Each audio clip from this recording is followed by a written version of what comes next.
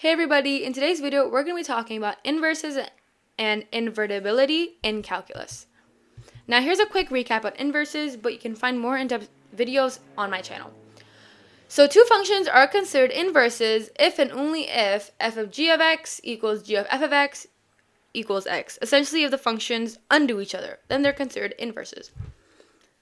Meaning, for every a comma b coordinate in f of x, there's a b comma a coordinate in g of x, which is what's needed to be for them to be considered inverses. And here we can see that switching x and y always yields an inverse, but it's just that the inverse is not always a function. So how do we see if the inverse is a function? Well, good question.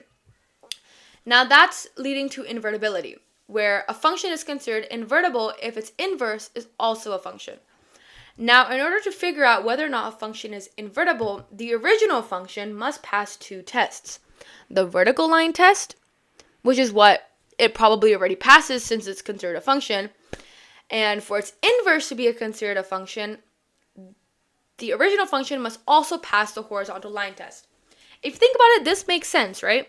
If the original function passes the horizontal line test, that means the inverse of the original function will pass the vertical line test, which is what's needed to really be a function. So this makes sense. Now, invertible functions also have to be monotonic, which means they cannot have a change in behavior. Invertible functions must always be increasing, must always be decreasing, or must always be constant. If you know that a function is monotonic, then you know that the function is invertible.